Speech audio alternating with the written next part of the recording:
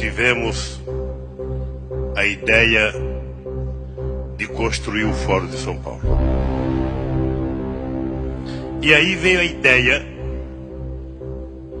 conversando com os companheiros cubanos no primeiro momento, de fazermos uma reunião da esquerda latino-americana. Tanto que muitos latinos-americanos conhecem Paulo Freire, e ele dizia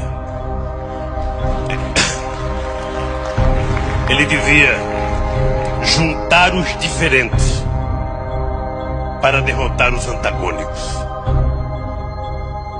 E nós, que uma das forças políticas que mais contribuiu para que nós chegássemos a construir o que nós construímos, foram os companheiros do Partido Comunista Cubano, que sempre tiveram paciência e experiência de nos ajudar. Não, fala-se, eu não acredito nisso, mas eu quero colocar isso na entrevista, de uma aliança, de um eixo Chaves, Fidel e Lula. Boris, você sabe que isso é no mínimo uma piada de mau gosto, claro. E eu te aconselho até não repetir isso no vídeo. Violou 10 anos atrás, você podia prever, por exemplo, uma América Latina assim: Fidel, Chávez, Morales, Bachelet, Correa, quem mais? Todos de esquerda na América do Sul. Você podia prever que isso ia acontecer? Prever não, mas nós já lutávamos por isso e já trabalhávamos por isso, inclusive porque nós criamos o Fórum de São Paulo, que lutava para isso. Depois criamos ainda o Grupo de Marbella, que é o nome da cidade, do hotel onde nós fomos no Chile, que se reuniu. Todos depois foram eleitos presidente da República. Todos foram.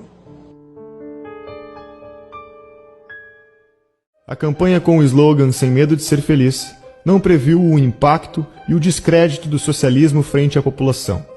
No mesmo ano que cai o Muro de Berlim, a vitória das eleições presidenciais no país foi para o candidato da oposição a Lula, Fernando Collor de Mello.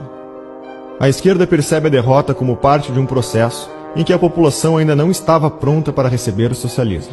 Era preciso uma nova instituição que desse impulso a um planejamento ainda maior.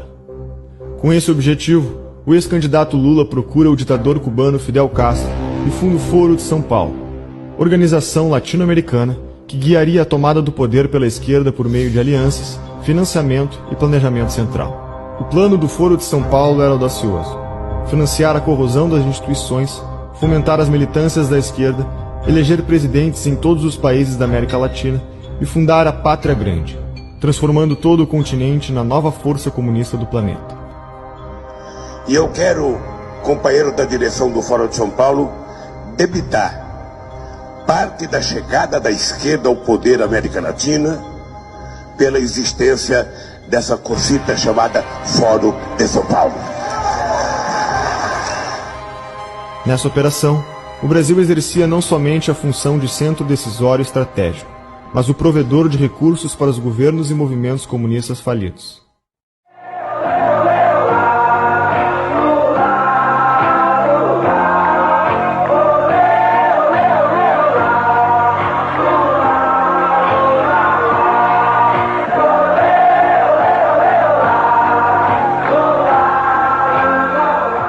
Com toda essa estrutura criada com o controle total da narrativa política do país, ficaria fácil para a esquerda levantar a sua militância contra o então presidente Collor, que sofre o primeiro processo de impeachment da nova república, sob acusações de irregularidades na sua campanha. Nos anos seguintes, a política nacional foi marcada pelo protagonismo da oposição petista, que era a força mais ativa nas campanhas que sensibilizaram o povo para o fenômeno de corrupção entre os políticos, levantando para si a bandeira da moralidade e ética na política. Para grande parte da população brasileira que nunca foi petista de formação, certo? Mas que embarcou no produto que o PT vendia. Que produto era esse? Pós-ditadura, justiça social, transparência na gestão, portanto, um Brasil completamente diferente, digamos assim, dos grandes coronéis em geral.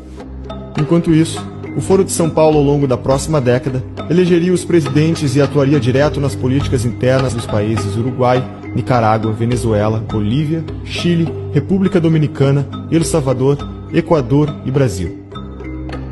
Em 1994, Fernando Henrique Cardoso assume o governo brasileiro, sendo eleito pelo PSDB.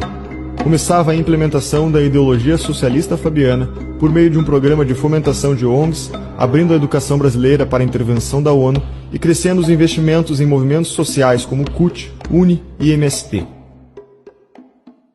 FHC estabilizou a economia com um plano real e o tripé macroeconômico baseado em câmbio flutuante, meta de inflação e meta fiscal. A estratégia de eleger Fernando Henrique e ter o PSDB nas eleições ficou conhecida como a estratégia das tesouras. Traçando uma falsa oposição ao PT, o povo tinha a ilusão de ter duas opções de votos diferentes, quando na verdade tratava-se da disputa de cargos para aplicar a mesma ideologia. Tudo custou muito caro para o Brasil. Tudo custou muito caro para o mundo. Caro para a nossa educação, para as nossas crianças. Caro para a autoestima da humanidade e para todos os 100 milhões de mortos que perderam seus sonhos em genocídios e na falta de liberdade. Herdamos a responsabilidade de acabar com a utopia. Nós temos o compromisso de aprender com o passado. Não podemos deixar esse episódio da história desconhecido. É nosso dever documentar tudo para que nas próximas gerações os jovens saibam que está na mão deles preservar a trajetória da humanidade. O mundo anseia pela verdade para se libertar e continuar crescendo.